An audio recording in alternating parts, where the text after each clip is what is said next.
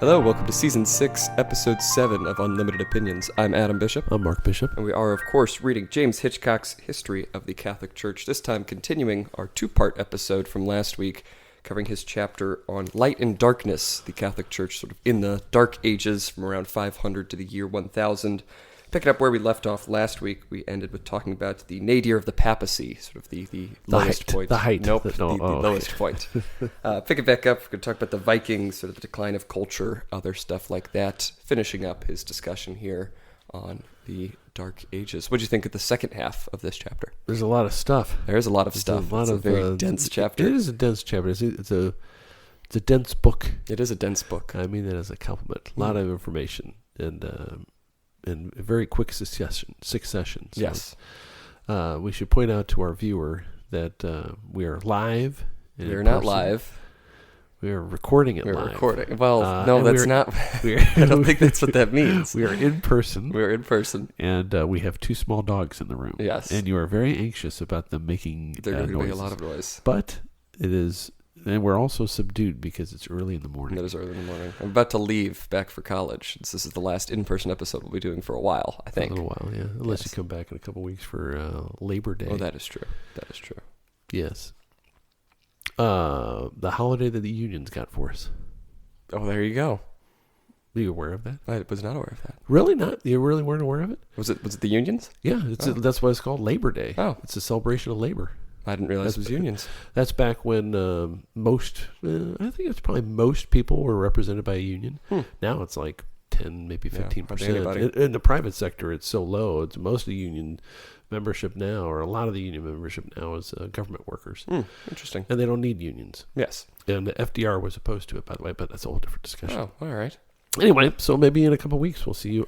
There's movement. One dog is moving. All right. This is going to distract me, isn't it? Yes, of course. I told you this is a bad idea. It's a great idea. It's a horrible idea. So it gives us some inspiration. Some dogs? Animal inspiration. Yes, correct. Calms you. Don't you think dogs calm you? Probably, except when they're clicking around on the hard floors as we're trying to record a podcast. I think we're just going to have to... He's laying down a pillow. He's laying down on a pillow that he was just licking earlier. It makes me... It's all right. It's decorative. Don't tell your mother. Thank goodness she doesn't listen to this podcast. She'd be upset that we are letting the dog lick her decorative pillows. Anyway, right. So the next... Are we ready to move on? Yes. To actually the podcast. Yes. A little bit of I guess for this section, this chapter, kind of a lengthy discussion of the Vikings.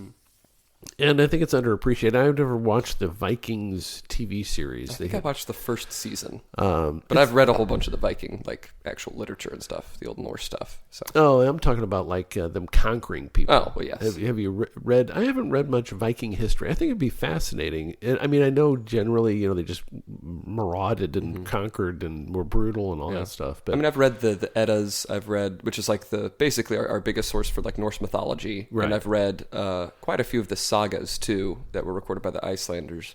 So a lot of conquering in there. So, but it's been a very long time since I read. But aren't the Eddas is the Eddas and the other one are those their mythology before the Eddas definitely are Ireland and all that stuff? The Eddas definitely are mythological. The sagas are more so focused on what we believe to be real people, I think. Oh, okay. There's one about him going on one of the kings finding Vinland, which is what they called the east coast of Canada at the time. Oh, okay. So it's a lot of sailing around and conquering places. Man, they sure did. So this next section is talking about the Vikings and their effect on church history. It's a nice, brief little description of how these are Norsemen of Scandinavia, so North European. They're also called the Danes or Vikings, and then they just kind of seem to have a almost never-ending path of conquest from the British Isles. The author mentions destroying the culture that had reached its peak under Alfred the Great, swept down the Atlantic along the Frankish coast, penetrating inland.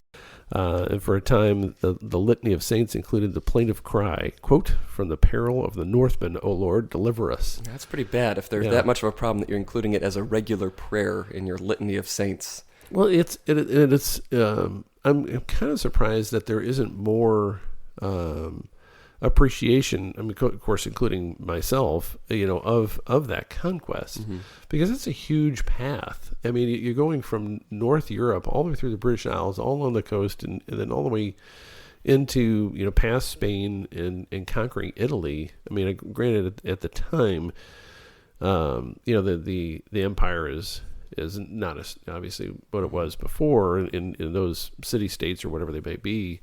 We're not as organized and defensible, but it's still an impressive feat. I mean, that's a long way to go, and a lot of people and a lot of, you figure, armaments and all that kind of stuff, and for them just to be able to conquer all that. They were so efficient with it too. I read somewhere, so take this with a grain of salt because I can't remember where, but their boats were built so efficiently and so lightly, and that one of the reasons they could get so far inland was because, like, if the river narrowed or got too shallow or something, they could literally, all the people who were on the boat could pick it up and move it either further down the river or move it to another river, which would be better for their purposes to get farther inland and then conquer the people along the river.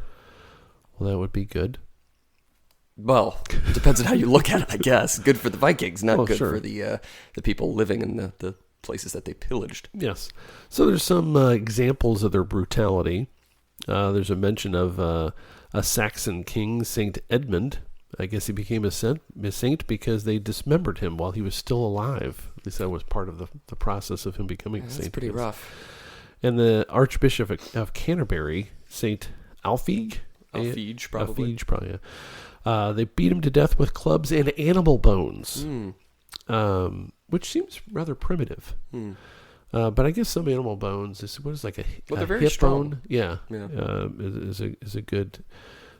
Anyway, so they also loved to attack monasteries because they were relatively unprotected and had a lot of wealth, which resulted in any monasteries, any monks being successful in maintaining themselves, living in cave-like stone cells on barren islands off the coasts of Ireland and Scotland at the time, which thankfully it did, because I think they preserved a lot of the books and learning and that kind of stuff. Well, the first time any the people from the rest of Europe had even heard about the Vikings was when they attacked a monastery on sort of north of what's now the United Kingdom, but I think up in Scotland, Lindisfarne was the name of that monastery. I think the 700s is when they came. They just destroyed it. That was sort of the first warning of like the 200 years of terror they're about to be unleashed. So ended up settling and having creating Dublin, Ireland. So then there's a mention of and they settled in Normandy, and there was a kind of a treaty or a buy-off of them to get that region from, I guess, the Frankish king. And there a branch of them called the Russ gave their name to the territory, eventually became Russia, and they colonized Iceland and Greenland, and briefly would be called, and then Newfoundland, which is what I was saying, Canada, which is what they called Vinland. Newfoundland. Yes, but they called it Vinland. This is a land of like vines, land of greenery. Do they have a lot of vines there? I think they did when the Vikings came. Well, they were used to Iceland and Greenland. Well, Iceland is supposed to be very green. Sometimes. They have summer. That is true. But, so then the next section is the Vikings ended up being converted for the most part to Christianity and Catholicism, I suppose, because that's really what Christianity was at the time. But there's really not a discussion of how or why. Yeah. But there was there was a mention of it before about the respect for the ceremonies and all that stuff. But it just seems to have just happened. I guess it happened very slowly. I think over time, and the Vikings didn't have too much written record, really at all. Right. But I know he kind of points out that England had become sort of a haven for like education for a lot of the Vikings. That's true. Like a lot of the royalty was educated in England, which was of course Christian. Yeah. And so they would send their princes away, and then they'd be educated in England and likely learn all about Christianity, then go back up north. He points out Hakon the Good and Olaf the First Tryggvason were converted to Christianity in England. He also mentions one of the most interesting things, I think, in here. Iceland voted to become Christian. Yes. They were like one of the first democratic nations, because they were so small and they could just do that. That up there they just decided to have like a little council, and they decided, we're going to be Christian now. So that's how they were Christianized. Well, the author points out the vote only took place because a pagan prophet went into a trance, and he announced that the island should be one religion to avoid division. Yes. Which is probably a good idea. Yes. And so they said, okay, let's vote, not be pagan, because this idiot went into trance. I wonder if he was upset. Maybe. Because if you were a pagan mystic, so I was the one who set this whole thing up. Yes, You guys are voting against me. I wanted you to choose my path. Like, oh, okay, you want us to choose? We don't choose you. That trance was fake. So then there's so all these Viking areas were being converted one after the other after another, and then there's a discussion of the last converts, which would be really Bohemia, and then I guess Poland was one of the regions that was later to be converted, which is kind of funny now because it's such a Catholic outpost. Yeah, not until like the late 900s is what we're looking at here. Yeah. But I think he also mentioned, which I thought was interesting, Saint Wenceslas, good King Wenceslas from the Christmas Carol, was the king of Bohemia, under which Christianity first became official. Which I didn't know that. I didn't know that was the story behind him. Good King Wenceslas. Yeah. Yes, you want to sing it, and then and I wish people would appreciate that there's a term, the Slavic people, because those white people were considered legal to be enslaved because they were non-Christians. Yes. So slavery was so universal. They have an entire people. They said, well, you're Slavic. You're the slave people. Yeah, exactly. Hey, would you mind coming with me for a minute? And they lock them up. You're now a slave because you're Slavic people. Yes. But and that's an entire population, entire regional population is just considered. They're Slavic. We can make you slaves at will. Yes. As long as they can, assert themselves on them. So then, what do we want to talk about? The section of the book, the decline of culture, and talking about 2023. Yeah. Hey, that's a different kind of decline in culture. This is really out of necessity, and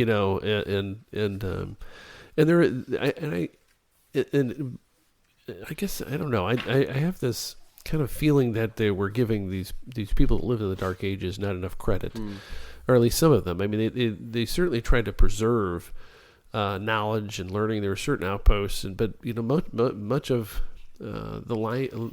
life at this time was just brutal and short, and so that's really the key. You have to have a certain level of affluence in order to have what we call culture. You don't, if you're about to starve to death and you're a subsistence farmer, you don't have a whole lot of time to contemplate life's mysteries. And I think that's the point of the author, is that, with all these raids and all this, it's dangerous to travel. You can't really go anywhere. You don't have the time or the energy to study, and so he mentions the Greek language almost disappears entirely from certainly Western Europe, because who has time to study Greek when you're fighting for your lives, and that's why that's really what we're talking about is the Dark Ages, because they really didn't. I guess they didn't produce anything new or, big artistic. What you hear all the time from people is like, well, the Catholic Church, persecuted science. During the whole Dark Ages, they just didn't allow science because it was all just religious superstition. Well, A, the Catholic Church was the biggest funder of scientific discovery. Correct. And B, nobody was doing science because nobody had time for anything. Right. So they're getting killed by the Vikings and the Muslims and all the other invaders Right. at this period. And nobody, there just was not a big, philosophical or scientific boom at this time. Right. And really, like you said, it's like the Catholic Church was the only thing that was really preserving that knowledge that had existed, and so as the author has a little section called precarious learning, because that's really what we're just talking about.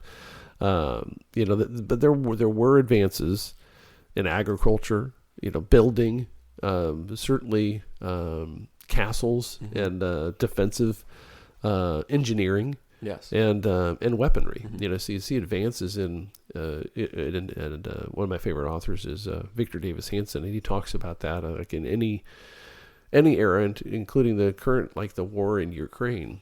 You see, this change and counter change or counter movement where you have like an advance in archery, And so then that always what's going to follow that is an advance in armaments to defend against those new archery, those new weapons, so then like body armor now.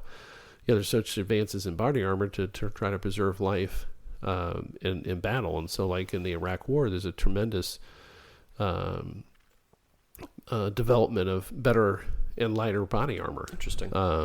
To protect our soldiers.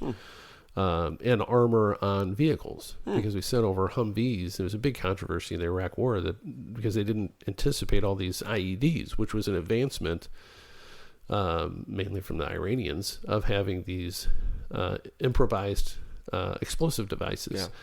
Yeah. And so because of those, that we were losing a lot of soldiers and being killed and maimed, and so that they had to arm up the Humvees to protect against these roadside explosives. Interesting. And detect them. And then they had to have technology to try to, because they're remote detonated a lot of times. So you'd have like some sort of jamming devices. Anyway, so in the Dark Ages, there were a lot of advancements in armaments and weapons and siege techniques and all that kind of stuff. And it really changed history, but that's kind of a different subject. Yeah. He also mentions in that same section that, with the decline of Greek, you also have the decline of Latin, which was very sad. But as you mentioned earlier, Christians continue to respect classical learning, most of which was kept alive in various encyclopediae. Yeah. Just compilations of just all of the knowledge that they have, in short form, so it's easily digestible, easy to preserve. So, that's the reason we have encyclopedias now. Yes. It's because they just put everything in books that they knew so that they could preserve it. We don't really have encyclopedias anymore. Yeah, we have really Wikipedia, which could be which is like a cloud, like a mist, because it could be edited at any time. Yes, I'm a big proponent of books. That's why I bought dictionaries, because they're trying to change physical dictionaries. Yes, because they're kind of trying to change our words and say, well, it never meant that. What do you mean it never meant that? Well, look it up, and then when you look it up, it's the new definition. It's crazy. Anyway, which is a good segue to the next little section, magic, because there's a lot of magical thinking going around in today's world. And of course there was then, you had a lot of superstition and a lot of belief in magic and witches and that kind of stuff, and people being, evil creatures or possessed or whatever. And there was, I think there was, this is a section that talked about St. Boniface warned not to, that to believe in witches was unchristian, because that assumes some sort of evil power that God didn't create. Yeah, I think he credits that to St. Caesarius of Arles first, who used his episcopal authority to prevent the persecution of accused witches on the grounds that no man could interfere with God's power over nature. Yeah. Therefore, sorcery is just not real. Right. Which I think is kind of a compelling argument. It's, these people are just crazy. Yes. Well, yeah, and but you could see how people could be fooled, especially like like magicians that make that make it appear like they could do things, make things disappear, do certain things, and especially if they have any sort of chemistry background, they can make things burn and pop and stuff like that, and that's true. And that's still impressive to me today. Yes, I can only, and I know that it's all just a bunch of BS. Can you imagine if you're some farmer, some dirt farmer, some magician shows up and starts it has some phosphorus or something. It's poof. That'd be wild. Like the fireworks that we have every 4th of July. Could you imagine what that would be like to somebody that's never even heard of a fireworks existing? With those colors and all that stuff. You'd think that they were Satan or God. Maybe. Anyway, so there's discussion again about monastic learning, and that they essentially the monasteries had the libraries and maintained libraries in the Dark Ages, so that if they didn't, we probably would have never had the Renaissance, which followed the Dark Ages, because they preserved that knowledge and it was anyway. So we'll talk about like in the Bible, being not really accessible still at this time to the ordinary person, because most people were illiterate. Yeah. Well, it also says, because the whole point of the Latin Bible, Jerome's Vulgate, was because it was written in the vulgar tongue. It was written in the common tongue. Right. And now, Latin. 400 or 500 years later, it's kind of the reverse. Now it's not accessible to anybody. Right. And so what he mentions here is there was all kinds of biblical commentaries were written sometimes for laymen. Yes. And so it's the way to get around, we can't really read the Bible, so we're going to write these commentaries on it to explain it to you all. So it wasn't just reserved for... and I think at the time, wasn't it the time that they wouldn't allow them to translate it into the common tongue further from Latin to whatever the local language was. And so they either have to teach the people Latin or they have to explain it in a different thing without translating it, I guess. Yes. Did you know how many calf hides it would take to write the Bible? 50. Over 50 calves would have to be used because that's what they use for the pages, I guess, and the binding and all that. It's a lot of calves. Yeah. It's a lot of calves. Well, I guess you need the calves so that it's like a lighter leather. Yeah. Because you'd think that you just get a big fat cow. Yeah, that's a lot of leather. And but those are thicker hides, I think. I think they call it vellum. Is that right? Yeah, I don't know the answer to that. I believe that's what that is. There's almost no leather making in the United States. Really? I don't know that there is any. Huh.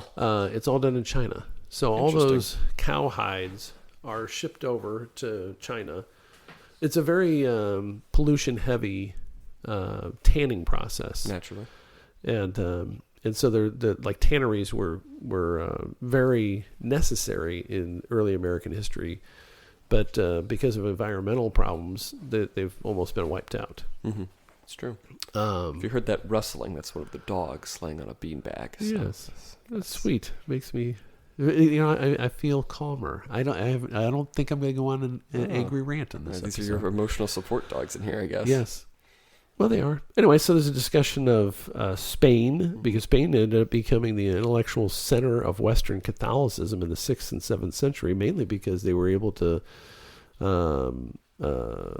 survive, without being raided in certain areas. And the Spanish bishops were the first to condemn Western Arianism, which we discussed in a previous episode, which ended up being heretical views, and they became really the forefront of Catholic thought at the time, and fighting against these other heretical views, and having councils and that kind of stuff. And anything to add about that?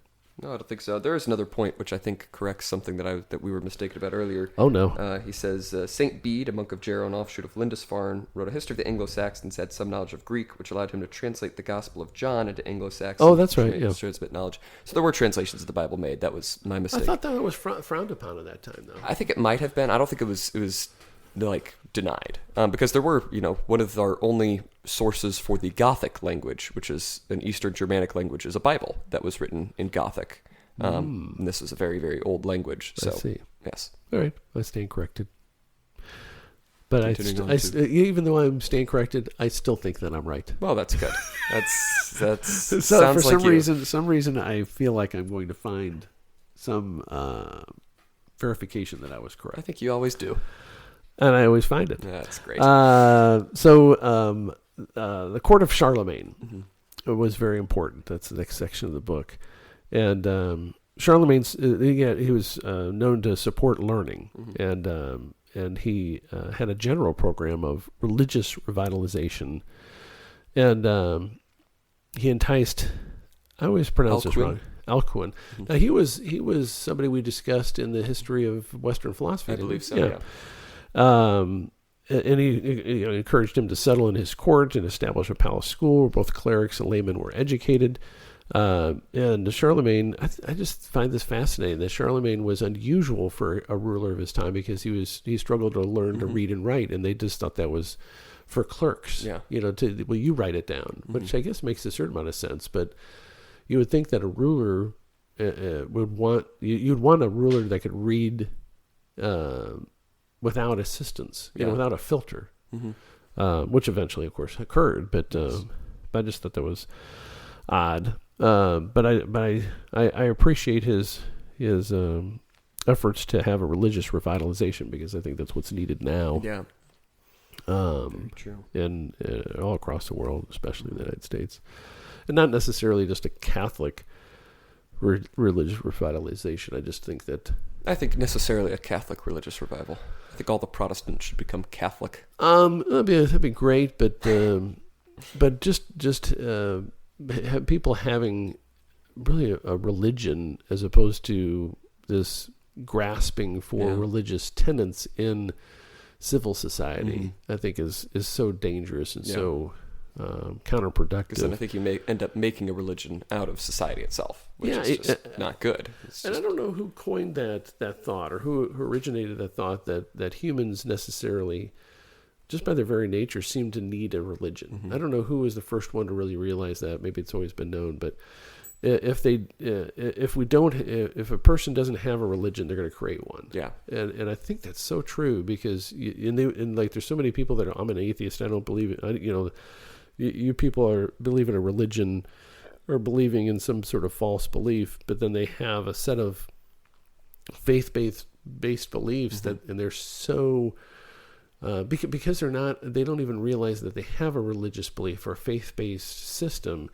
They don't understand that their natural inclination to be insulted and offended by someone who just disagrees with them is so much more powerful emotion for them than it would be for us, because I realize, like, if somebody says they're not Catholic, I'm expecting them to disagree with some of my views, and I'm not going to squeal like a stuck pig if they say, well, I don't believe that there should be statues of Mary in a church. Like, I expect you're going to say that. Or I don't believe that Jesus was the Son of God. Okay, well, it's not going to offend me. Yeah.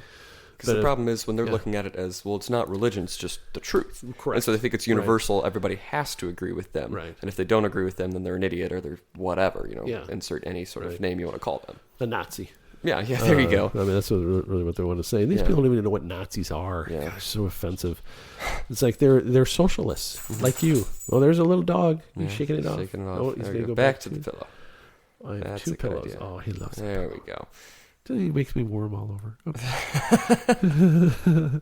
All right, so Alcuin, right? That's how you say his name, probably. So. He loved the poetry of Virgil, but found it so seductive he forbade his pupils to read it. Isn't that interesting? It is interesting. I can handle it, but you cannot. It's like what every teacher says to students, I guess, over the ages.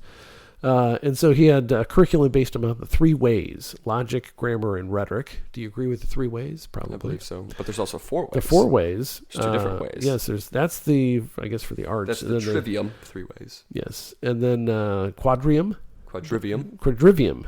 arithmetic, geometry, astronomy, and music. And his reasoning is the first sought for truth in words and the second in mathematical relationships, which is interesting. Yes. That, because you never really think of music is considered math. Which it is, really. And when you break it down, especially the music of this time period that we're talking about here, because it was so, I guess perfect isn't really the right word, but it's so regimented. Regimented. Yes. This is like the right way to do things here, and it's all split up into mathematical formulas. We don't have that as much, I don't think, anymore. Yeah. Just sort of that sort of way of looking at it. And he came, what came to be called the liberal arts, because it freed the student of ignorance. I never knew that was the origination. I never even thought of the origination of that term, liberal arts. Yeah. Freed the student from ignorance. Do you think the liberal arts colleges in America today free people from ignorance? Judging from my own experience, no. Yeah, not in the slightest. You go to Truman, which is known as the liberal arts public school of Missouri. Yeah. Yes. And no, everybody is ignorant, myself including you? Yes. Including you. Well, I'm a little less ignorant than everybody else. That's a bishop for you. That's my son. All right. So let's talk about the theology of the era. And that's, of course, Augustinian. Yes. As the author says, Augustine, what do you call him? Augustine. I say Augustine. St. Augustine. Augustine. Sure. Influenced the course of Catholicism. Did you ask me that just so you could say it the other way? Yes. And I'm always confused by Dionysus, pseudo-Dionysus, but that's Dionysius, not Dionysus. Dionysus. He's the Greek god, isn't he? Dionysus is the Greek god. Dionysius. You're missing a syllable there. There's an extra I at the end before the U, so it's a different... I was getting confused. I thought he was being named after that Greek god. I don't believe so. I think Dionysius is a different name, but I could be wrong. Yes. Well, it could be a derivation of it, But the point is, this is pseudo-Dionysius, Yes. which is a whole bunch of writings from the East that were attributed to St. Dionysius the Areopagite, whom Acts recorded as having been converted at Athens by St. Paul, but then they kind of realized that this is probably not Dionysius who wrote these things, different theology from some dudes they called pseudo-Dionysius. Fake Dionysius. False Dionysius, if you will. And for our listeners in Jefferson County, that's similar to pseudoephedrine, which you can make methamphetamine. That is not even close. The prefix pseudo Is it? is the same word, pseudoephedrine. Well, there you go. Because there's an ephedrine and pseudoephedrine. Really, ephedrine is what you need to make meth. It's the base chemical. I learned to make meth as a public defender back in 1996. That's good. Because we defended a meth manufacturer. Have I told you about the one-armed meth manufacturer? No, you haven't. Should I tell that story? Sure. So the one-armed meth manufacturer allegedly set up a lab in this 2-story house, but he vented it because you have to use ammonia in the Nazi dope method of making methamphetamine. Do you know why it's called the Nazi dope method? I have no idea. Because the Nazis... Oh, because they used meth. They manufactured They gave methamphetamine. all their soldiers meth pills. Correct. For like their last stand situations. Well, and it was very effective to a point. Because like the addicts, it was a big thing in Missouri in the 90s and early thousands, and especially in Jefferson County. They found these meth labs all over the place. At one point in time, we were the meth capital of the United States, I believe. Yes, but thank God the Mexicans started mass manufacturing it so that it would be cheaper and more effective to buy it imported rather than manufacture it locally, because there's a lot of chemicals and stuff. Anyway, so he vented it by using like an attic fan, big massive attic fan, but he vented it straight out the roof. Well, ammonia will go up in the atmosphere and you really can't smell it, but Otherwise, it's a really strong ammonia smell. Yeah. Anyway, they use it as a crop fertilizer. Yeah. So they'd steal these from farmers. Anyway, so this guy set up this operation. It wasn't bad, but somebody snitched on him. So the police department got a search warrant to search his house, and they all gathered and have a team meeting. And we deposed the officers. And they say, we had a team meeting, blah blah blah. We got together a battle, a plan. This guy's gonna be at the front, and then the back. We're banging the front door. And so what'd you do then? Well, we walked a couple doors down where his meth house was. Sure. From the police station. Oh, in front of the police station. Oh. We kicked in the front door, and he was allegedly seen throwing out packets of methamphetamine with his one arm out the window. That's good. Anyway, so the defense I wanted to assert was that he didn't have his he had a mechanical arm, and he didn't have his mechanical arm. Oh, he only had one arm. Yes, I picked up on that by you calling him the one-armed meth maker. Yes, so quite some time. So it's kind of like a mechanical, it looks like a hook. It's like two little things that he would pick things up on. And so I was just assisting a more experienced attorney who happens to now be a judge in Jefferson County, and I was really pushing him hard to make the closing argument, because I said, look, if he was really, the defense was he was just there. He wasn't really the cook. He was just there. And I said, look, if he really was cooking this stuff, he's not going to do it with one hand. I mean, you have to cook it. That's why they call them meth cooks. And there's a heating element, all that kind of stuff. If he was really doing this stuff, because he left it at his house, the appendage,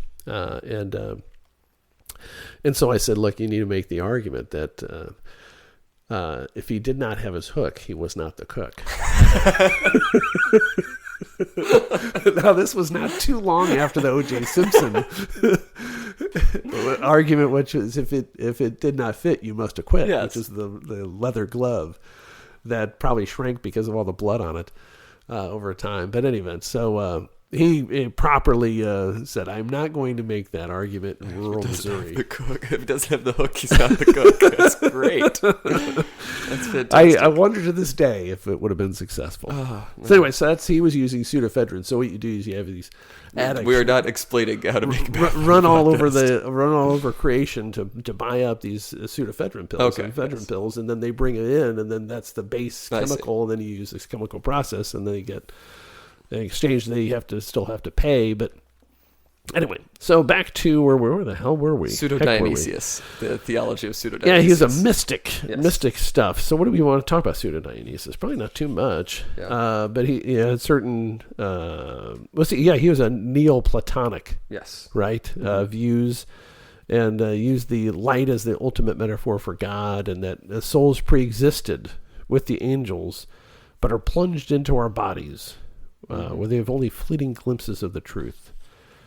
I don't know. What do you think of that? You think that the souls pre-existed, and there's kind of like a... I think the soul is eternal, like a big library of souls, and God's just like, bing, throwing them down, bing, maybe. into the body. Bing. That's possible.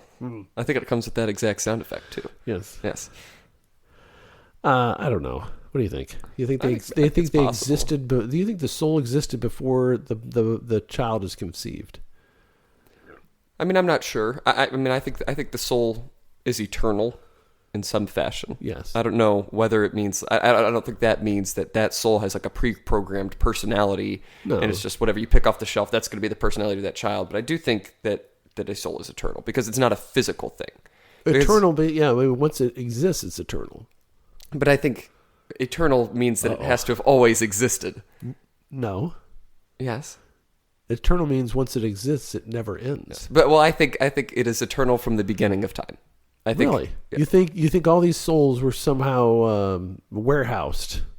I don't. Well, Dad. Until you were born, or I was born. I'm not going to use your age. Mm-hmm. I was born in 1970. Yes. And so you think that my soul was warehoused somewhere in existence before we are going to get into the exact same conversation we got into last time. The soul is, I don't think, a physical thing, so it's outside of time, outside of the material world. You sound like you're Neoplatonic Dionysus, and wasn't he a heretic? That is not what I'm saying. I think it's all right. So he had a negative theology, in addition to being wrong about the souls existing before people were born. He was wrong about that as well. Yes. He believes, yes. To explain what that is, instead of you just bashing on the guy. Bashing on you, I thought. Well, maybe. Yeah. He says, knowledge of God is innate in men because the existence of imperfect beings implies the existence of a perfect being from whom they derive their limited perfection. So he's saying, we inherently know God, but then because of imperfections, then we do not know God. Do you think that's necessarily true? If there are imperfect beings, there must be a perfect being? I guess to define what an imperfect being is. I think that is true, but I don't think his argument is true that we innately know God. I think God is innately beyond our understanding. Yeah, interesting. Yeah. But I don't think it necessarily follows just because we're imperfect that there must be a perfect. Because you can make the same argument that because we're imperfect, a perfect must not exist, because otherwise there would be a perfect one among us. Anyway, Boethius is the next one that's discussed. We have to move along because I'm wasting too much time. That's all right. Severinus Boethius, also known as the Half-Blood Prince. That's Severus Snape. Severus Snape. Yes, close. Severus Snape died 524. That Boethius. Yeah, Boethius died in the year 524. Okay. He was an imperial official, born into a prominent Roman family, and was the last flowering of classical culture in the West. Very true. He knew Greek well, translated a lot of Plato and Aristotle, made exploratory efforts at solving some of the questions that would engage later philosophers. And I think he was the first who defined theology as a study of beings that exist outside matter and physics, beings that can be studied through the trivium. The study of beings inseparable from matter is pursued through the mathematical quadrivium, which is what we talked about with Alcuin earlier. So this stems from Boethius. Yes. He believed in, he affirmed the Greco-Roman idea of impersonal and inescapable destiny, but it could be overcome by submission to God's will. Not sure I understand that. But he also taught that the cultivation of virtue is the practical purpose of philosophy. I do agree with that. Yeah, I absolutely agree with that. Because what else are you studying it for? Yeah. I just want to know things. What's the point? Well, now I know it. That's because just knowledge and without seeking virtue is pointless. Yes, that is true. Might as well just go farm in a field, which has a value in and of itself. True. Oh, somebody's snoring or something. Oh, He's somebody dreaming. is if you dreaming. heard that little bark, the dog is dreaming on the pillow, and he's Get dreaming something. about He's something. barking. Yes. There we go. He's going It's back like to sleep. Gregory the Great. I wonder if he had pet dogs. Gregory the Great. Well, maybe. What do I want to talk about him? He, along with Jerome, Ambrose, and Augustine, were known as the four founding doctors or teachers of the Western Church. Mm-hmm. That's a good title to have. And I think he was the first one to really give an explanation of the concept of purgatory, Mm-hmm. which that's kind of a controversial subject that somehow you have to go to some indeterminate place or time to, I guess, purify your soul before you go to heaven, I guess is really the thought.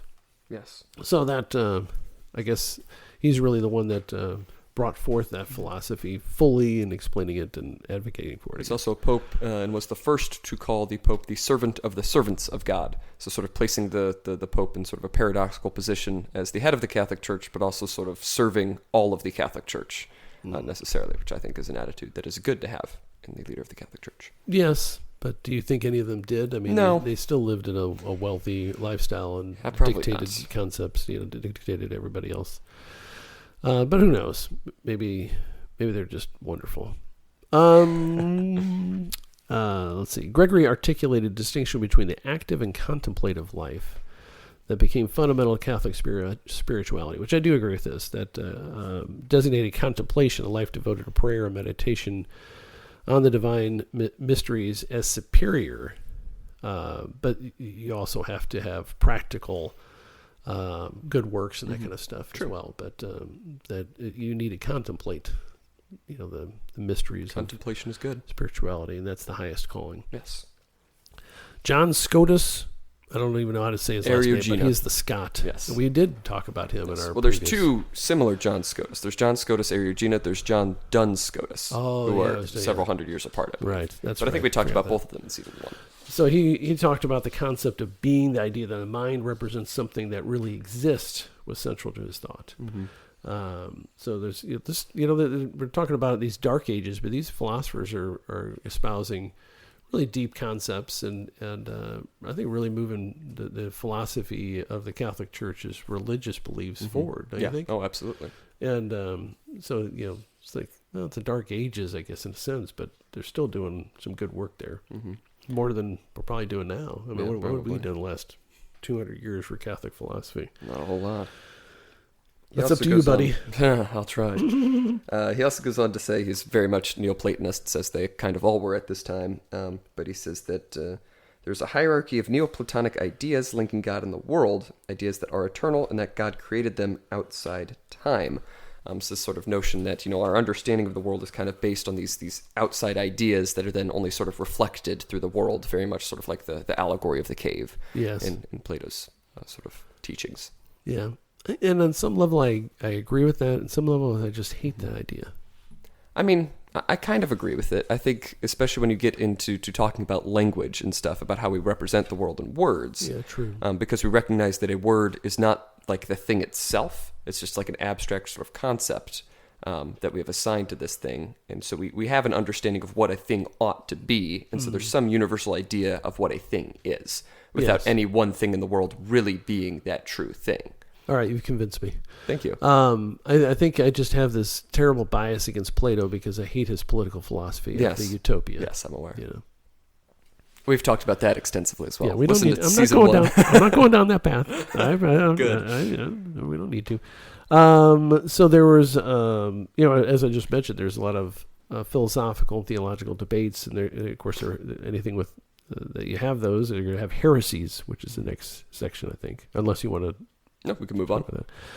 And one of them was that the human Jesus was only the adopted son of the Father. So that reappeared, and you can see these kind of similar concepts coming up from time to time with different thinkers over the centuries. So I'm sure there were others too. during this period of time of struggling with religion and philosophy and that kind of stuff. There's a discussion of the philosophy of the virgin birth. Whether or not Jesus was born the normal way, or as one monk said, Pascasius Radbertus taught that Jesus had miraculously emerged from the womb through closed doors.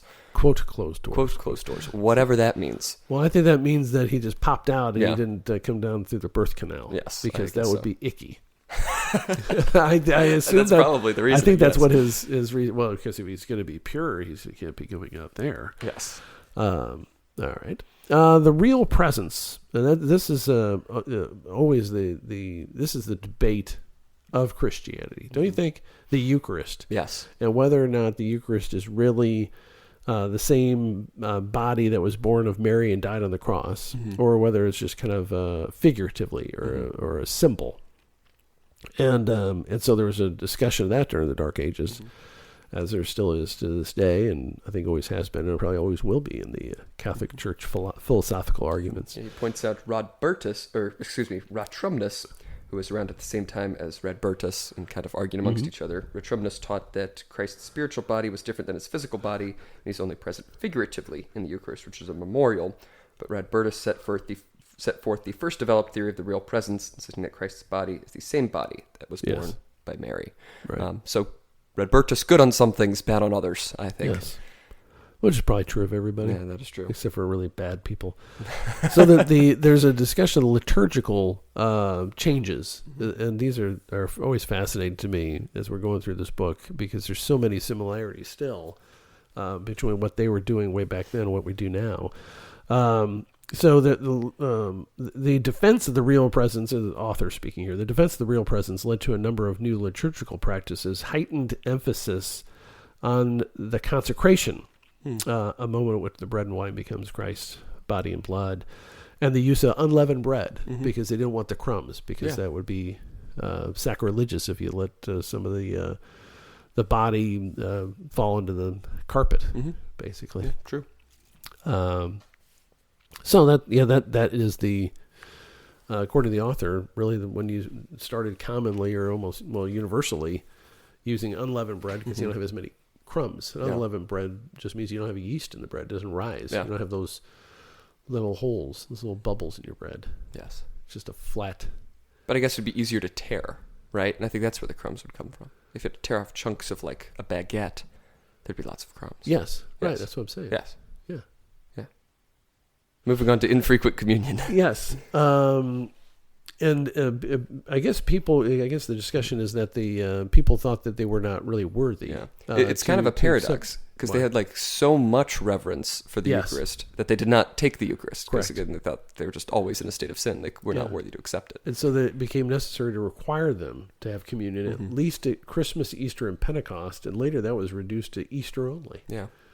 Which I think is more common in some other denominations where they don't have communion. Oh yeah, a lot of the Protestants, maybe do it once a month, but again, for them, it's not the central thing of their faith, and it's just more of a memorial of what Jesus did in the Last Supper. But of course, for Catholics, we believe it's the real body, blood, soul, and divinity. When you were little, we went to visit your I won't say a relative in another I think state. I remember what you're talking about. And we went to the church this person was going to, and they passed around these trays of little like dough balls. It was their communion. Yes.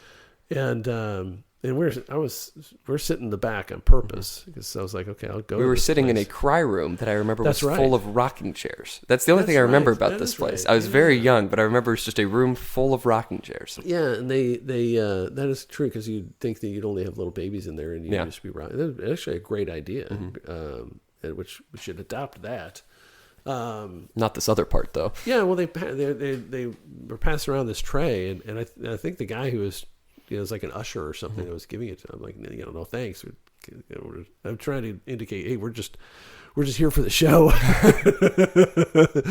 But it's kind of a little offended, it seemed like, that I wasn't going to take this, participate in whatever the heck they were doing. Yeah. And I think they had little shot glasses of wine. Yeah. Or it was like juice or something. But they had the little separate things. They were just passing around these trays of things, which was, to me, was just such a foreign concept. Yeah. I felt as if I was participating in some sort of satanic ritual. Maybe that's what he responded to. That's great. But yeah, different strokes for different folks. Yeah. But there was a nice ceremony. They had electric guitars, which they all do. Yes, of course they do. Big stage presence. Yes. Because that's really what you're looking for in a pious ceremony. When Jesus, rolled the stone away from the tomb, he came out shredding on an electric guitar like a skateboard. Yeah, exactly. Well, that's what kind of turned me off of the speaker yesterday at church. Yes, and you could probably imagine my visceral reaction when the guy gets up at the end of Mass to talk about this retreat, and he says, "Did he say like what's up or something?" I think so, something like that. He's like, "Hey, I'm so and so. What's up?" I'm like, what the hell are you talking about? Oh, you're trying to be cool. Yes. Yeah, I don't want to go to a retreat with cool people. People trying to be cool. Yes. For context for our listener, that was after Mass yesterday. At the end of Mass. At the end of Mass. Is still yes, going Mass is still going. You're still required to be there. And some man who I'm sure is very nice, but was process. very energetic in a way that you do not like, was inviting all of the men to go on an Acts retreat, which I've heard is a good thing. But yes, I have been repeatedly requested to attend. Maybe they know something that I'm not realizing. Maybe I have some. Well, I'm sure I have many moral failings, but I don't want to go to a pop culture retreat. I don't want to do singing. I'm with you there. I'm with you there. Yeah, I mean, like the first one I saw, they go on a Thursday, they come back on Sunday at Mass. Yes. So they come off the bus and they're all happy and which is how dare they? Which is great. Yes. But then the first one I've seen is they come back and they're like singing. Of course, none of them are singers, but some of them might be. And then they're singing like the entrance song in a procession. That's how they used to do it. I don't know if they still do it. I haven't seen them come back in a while, but I just thought, God, I just don't want to have anything to do with that. I don't object to retreats. Yes. And it's been a long time since I've been on one, probably since high school. But I don't mean to criticize people that get benefit from it. It's just not my cup of tea. And I would want something a little bit more subdued and intellectual, yes, and that sort of thing. So perhaps, I don't know. I just can't bring myself to go. I mean, a lot of good guys have gone, and they swear by it. Yeah, I mean, I'm not kidding. I've been asked. I don't know how many times I've been asked to go. They probably have like a Acts wanted retreat. poster of your face, and you get Mark Bishop on the Acts retreat. Well, I'm probably pretty rare because I go to church really often, yes, and I'm of this age, and I'm like the target audience for this particular retreat. And I'm probably one of the few people that are my age that go to church almost every Sunday that has not gone on the retreat. Yes. And I'm like the white whale. Yeah. that they're hunting. And I keep avoiding them. They very narrowly miss me with their harpoons. Yes, very close. Very close. All right. So let's talk about Marian. He has a section about Marian piety, which is, I guess, Mary's assumption and being free from sin. What do I want to talk about? Yes. I think that's just what there is to say. That's just when these sort of beliefs sort of originated or became very popular. Yes. And then the grace and free will. Meaning whether if you have are you totally dependent on grace to do good things? Do you have free will if God knows everything already? Isn't that in this section? I think so. Yeah, I think that is mentioned because that highlighted our previous discussion from season 1, maybe? I don't know. Well, he says, Hincmar, the Archbishop of Reims, who died in 882, explained that God remains sovereign because from all eternity he foresees men's free decisions and incorporates them into his providence. Yes. So he's foreseeing their free actions. He's not causing them to exist because he's foreseeing them. That is your argument. That is my argument, and it is correct. You convinced me at one time. Yes, and then you went back. Yeah, I don't know what made you go back. I think we just hadn't talked about it for long enough, and you just reasserted. Reasserted my exactly my base instinct. Yeah. So let's talk about the liturgy. Yes. The rituals, the power of symbols and rituals, very big at this time, and really expanding upon it.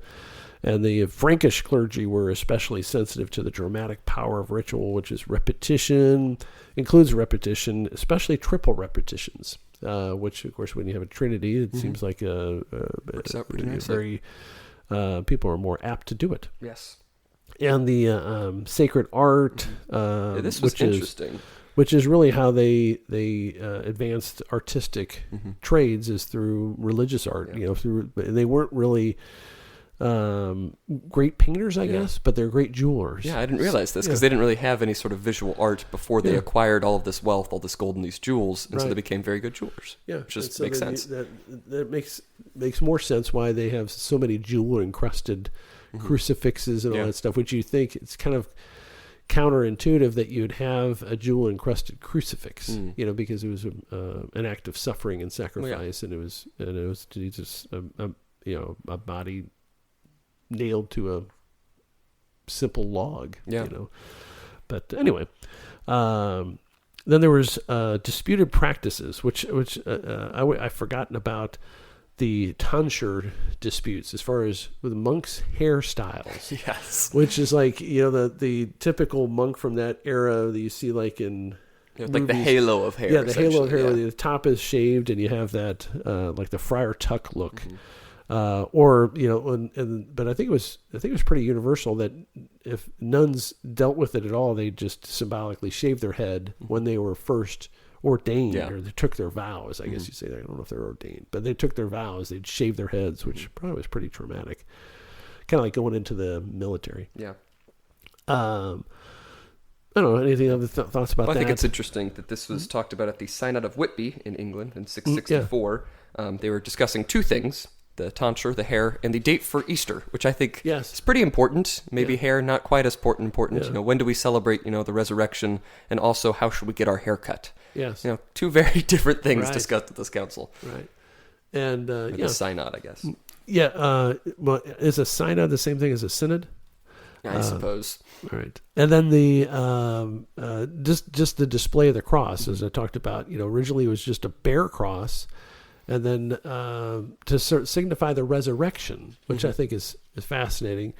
But then it became more common to have Jesus on the cross in their artwork and their displays. Which I do have. I've often thought of, like, why do we really have a cross with him on it? Yeah.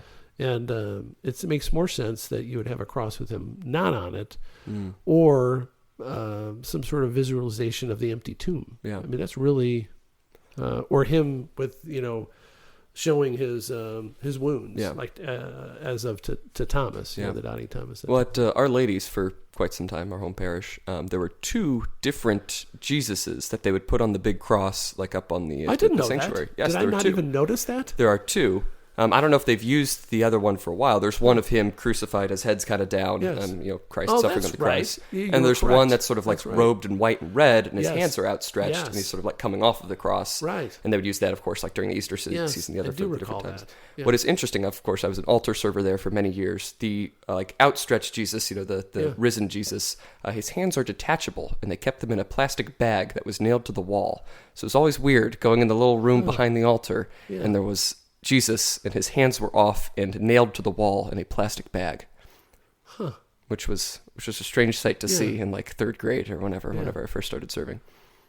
Yeah, interesting. Well, there you go. Yeah. Okay, so where were we at? We were talking about images. Yeah, well, images. There's a discussion of the use of the serpent images, and of course it's always been an argument, especially before the Protestants moved off or went their separate ways about whether you should have these images in church.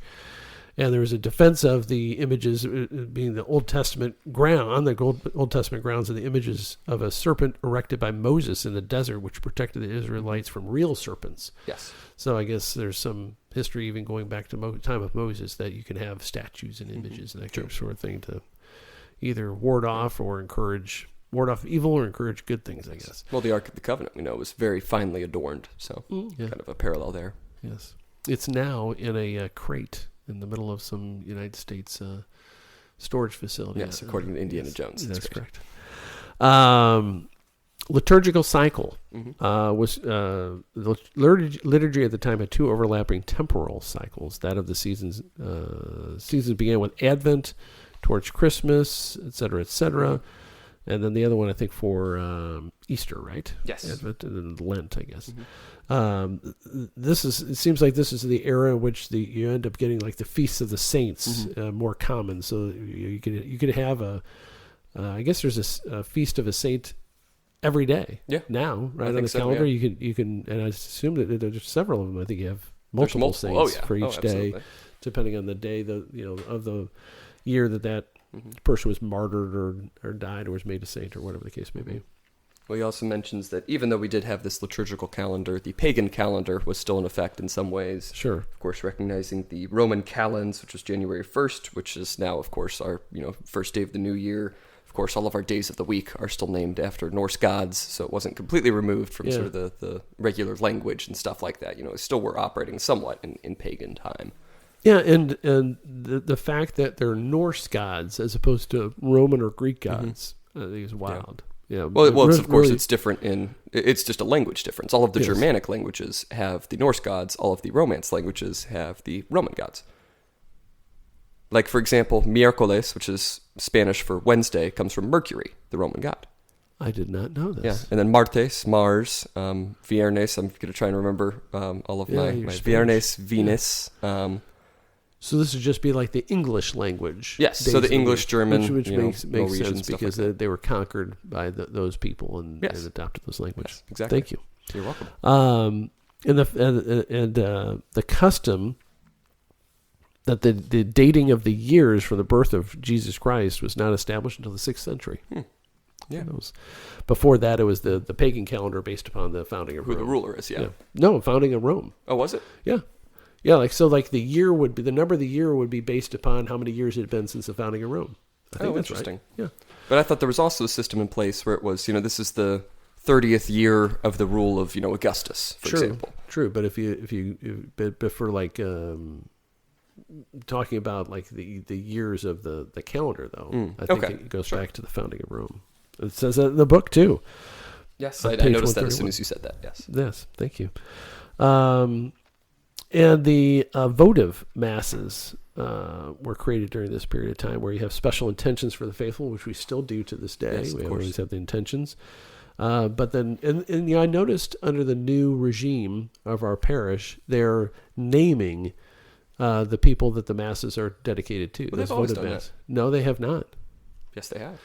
They have done it in practice, but not at every mass. Oh, not at every mass. Yeah. Okay. Yeah, because I thought you meant this was a whole new thing. No. But the fact that they're actually saying it, because I think there has been a neglect of that practice for whatever reason. I know it's usually done at funerals because I've served so many funerals that they usually name the deceased person. This mass for them. Well, yeah. Well, yeah, because it's the funeral mass for that person. Well, yes. I'm talking about just a regular everyday mass or a Sunday mass. You could have a mass intention for that person. This mass is so they name that person that it's not like they always name a recent. We pray for the recently deceased so and so and so. Oh, I thought the votive masses, like what they said this Sunday, I thought that was for a person, or this Saturday, I guess is when not recently deceased. It was a votive mass for somebody who had passed away whenever a period of time. So that was a votive. I mass. thought it was a recently deceased member of the parish. And usually it's kind of like, I don't want to say it like this, but I'm going to say it like this. It's kind of like a payola scheme where you make a donation and you have a mass. You don't have to make a donation. You can just make a request. Yeah. But it's commonly you submit a request with some sort of donation to the church, and then they'll say the mass for that person. Interesting. Yeah. I didn't realize that. Yeah, and I just thought that was someone who's recently deceased. I'm like, I think they've always done that. Yeah, it was super common years ago to if somebody who is a devout Catholic and they passed away, you would essentially sponsor a number of masses said in their name, like monasteries or monks would do that as a fundraiser, and they're even cloistered monasteries would say you can have mass intentions, and if you give us $100, we'll say 10 masses, and so they'll announce that person's name and they'll actually pray for that person. Yeah. So it's. The money side of it seems kind of gauche or whatever, but it's a way that they can pray for people and also be able to support their mission. So it's anyway. So I just noticed that they're actually saying that out loud, saying that there's a mass intention and this mass is being. I see. Say whatever. So that's still a practice. There we go. Divine office. What do we want to talk about that? A celebration of the complete liturgy or the Opus Dei. Yeah, the monks. When the monks would do their masses, it would take forever. That's really what it is. It's like, oh my gosh, I have to do all these things that take half a day or more. Which, if our mass goes more than an hour, I get angry. Yeah, I know. I love these new priests. I mean, their 5-minute specials are decent homilies, but you get into 15-minute land, and I'm like, man, get to the point. Yeah.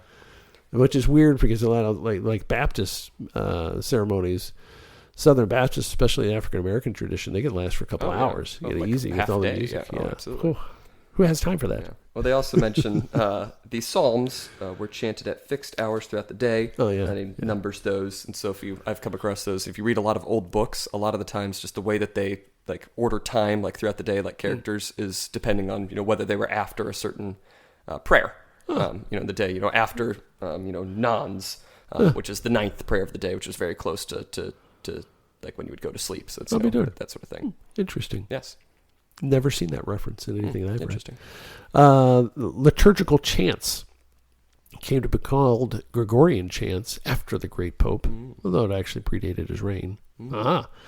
So that's where that term came from. Those, you can go on to Spotify and listen to Gregorian chants even to this day. There you go. So, some popular Gregorian chants. You can also find a reason to not like Boethius because he drew on the Platonic ideas to provide a theological justification for sacred music as an expression of the divine harmony.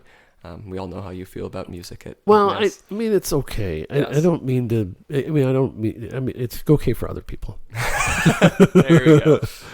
Well, so much of it's so bad nowadays, and I'd rather have chanting, and I need to go to a Latin mass. Oh, I do too, because they have a high mass, a high Latin mass in St. Louis. Yeah, it's Francis de Sales, which is my confirmation saint. So I've always been meaning to go there because it's St. Francis de Sales' oratory, and that's where they have Latin mass. Well, I'll be darned. Yes. Well, I'm gonna have to scope it out and see if it's okay. And then maybe the next time you're in town, we can go. Well, they only have it like once a month, I think. So. Well, then they have. I think they. Or maybe there's a different church that also does it. Well, but I know Francis de Sales has it like once a month. I'll have to look it up. Okay. I thought the high mass they did once every weekend. Oh, maybe. But I could be wrong about that. Sacrifice of the Mass, which is part of the liturgy. I don't know what we want to talk about that. You're kind of seeing it as the continuation of the sacrifice of Calvary as a means of redemption. That sort of idea came up. We probably don't have to go into too much detail on much of these concepts. It kind of lists them off here towards the end of the chapter. Well, what I was most interested in is the Frankish liturgy, which is really the liturgy that we're using now. Don't you think? Is it really as early as the 5th century, the Gallic liturgy had absorbed certain Eastern influences, such as elaborate processions, the creed, the Marian feasts, the penchant for lengthy prayers. In the West, liturgical leadership passed to the Franks by default because of the disordered conditions that prevailed at Rome. And Alcuin made the adoption of the Roman liturgy that retained certain of the Eastern innovations was mandated for use throughout Charlemagne's empire, was later readopted by Rome. Yeah. And this was really the first time in the 5th century that you had a universal liturgy. Yeah. You had. I mean, we've talked about before. The main concepts are all the same, but this is really where it becomes a universal liturgy that everybody's going to be doing the same stuff. So there's the act of contrition at every mass, which is very important prior to receiving communion. And the Frankish liturgy offered prayers for the Pope and various other categories of people, which we still do today. And then there's over time talking about the readings. 3 readings over time. 2 has been acceptable. Yes. Except on major feasts, which you see normally like in a weekday mass. Yeah, they only do. Yeah, so it's Sundays and then holy days of obligation. They have 3 or other special. Otherwise, masses, you just have one reading, the psalm, and then the gospel. And then the gospel. Yes. Yeah, which is still true to this day. We're talking about this stuff back in the 600s. The Nicene Creed was added to the liturgy, was part of the liturgy, well, certainly added after the Council of Nicaea. Well, yeah, so it'd have to. Because it didn't exist before then. Exactly. And it was adopted in the East as early as the 5th century, really adopted in the West in the 6th century, and then became universal, I guess, more towards the 11th century, I guess. Yeah, where he says St. Henry II, who was the emperor at the time, from 1002 to 1024, requested that the whole church adopt this Frankish custom, which I think is a good custom, just to remind everybody, the general tenets of the faith at every Mass. Yeah. And then the offertory, gifts, the would kind of get, people used to bring stuff in, but now it's just either a tithe or a monetary collection. And the drop of water poured into the wine, the chalice, to symbolize mankind's role in the work of salvation. I always wonder what that was for. And because at every Mass, people don't, I bet you 90% of people don't even know there's a little bit of water in the wine as part of the ceremony. But that anybody who's been an altar boy knows you get a little bit of dash of water in there. Anyway, what else we want to say? The canon. What do we want to say? The priest began praying the canon, a rule prescribed by rite of the Mass, which in the Frankish lands were said inaudibly, which I guess depending on how the priest wants to do it, sometimes they just do it quietly, or sometimes they announce it or say it to the entire congregation. True. Yeah. But again, if you're an altar boy, you get to hear it. Yes, exactly. It's kind of whispered or whatever. The consecration happens at every Mass, and then communion. So for centuries, both priests and laity received communion from a single loaf of bread, broken according to the Christ's command. But by the late 9th century, they were be given small individual hosts, and the priest's host alone was ritually broken, which is really what we do now. What we do now. Exactly. We have like one big ass circle host that he breaks into four, and then a little tiny piece puts into the wine along with that little dash of water. Yes, and exactly. And then the kiss of peace was added during this period of time, which now is just a handshake. Or in COVID times they stopped doing it altogether. They wouldn't even prompt it.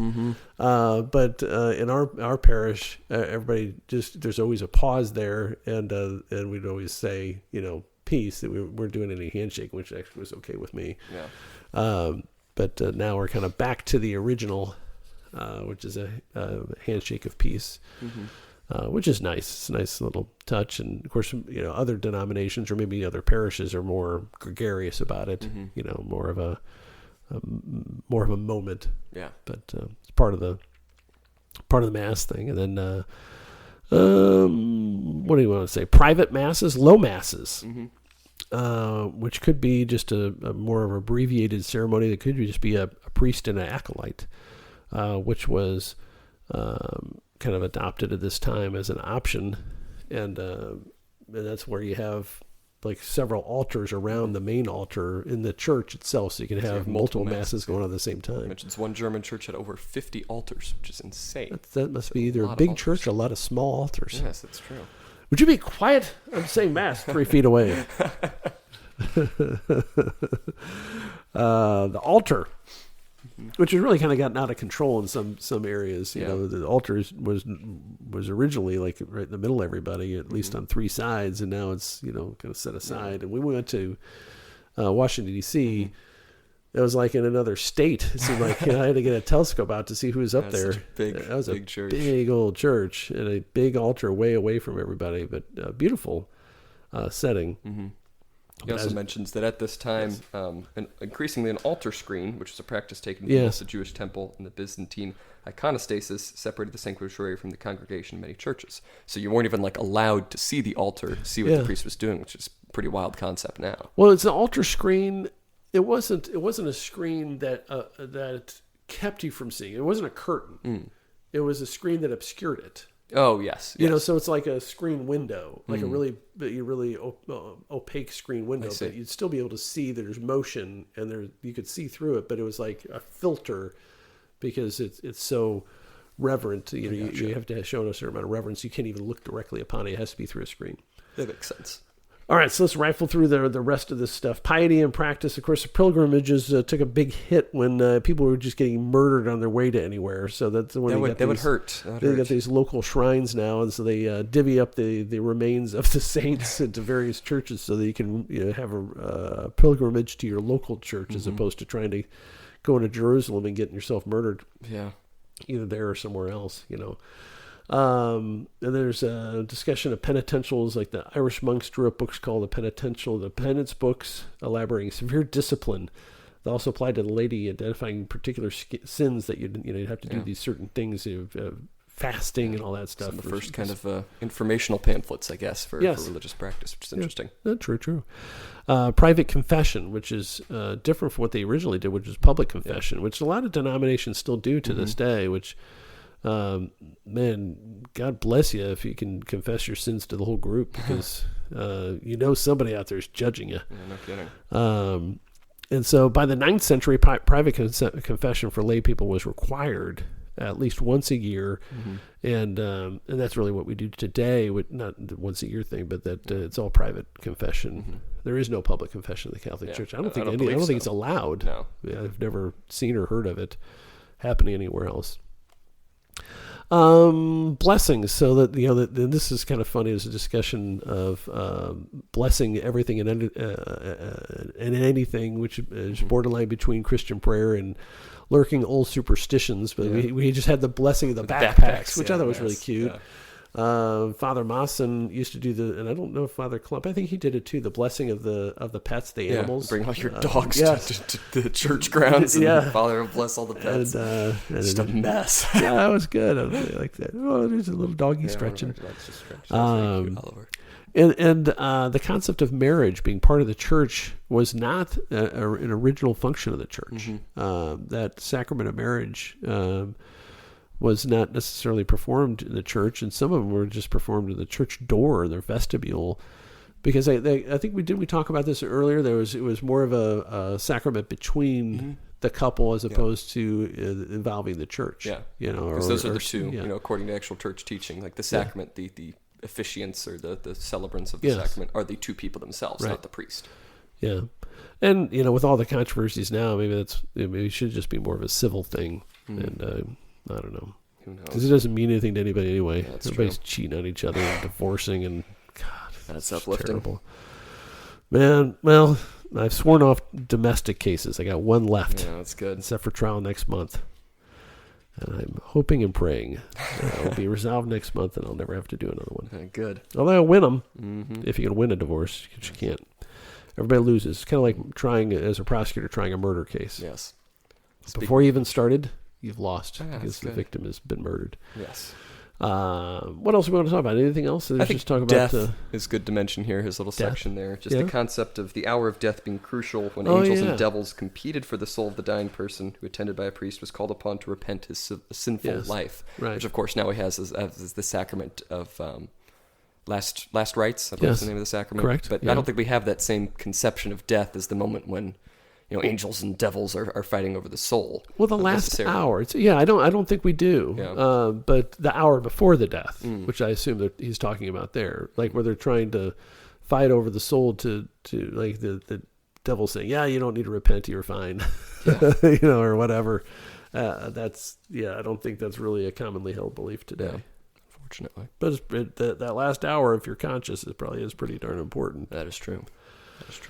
All right. Anything else you want to mention from this chapter? No, I don't. Did you enjoy this chapter? I did. How about you? Yeah, no, I liked it a lot. Do you like the book? I do. It's very dense, very detailed, but I really like it. I really enjoy it. Yes. I'm glad we split this one into two sections because it's very long, but a lot of good information. He presents it very well. I think the dogs know that we're wrapping up. They're sensing it. Yeah, one of them just shook and they're sort of waking up from their naps.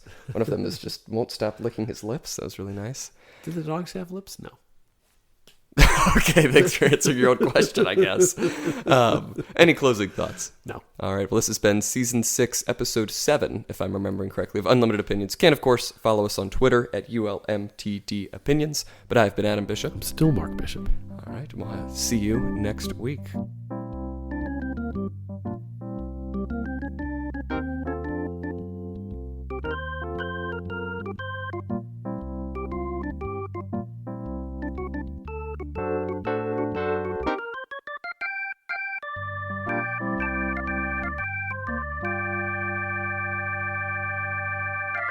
Yes, by Zoom. By Zoom, yeah, unfortunately. Zoom-a-loom.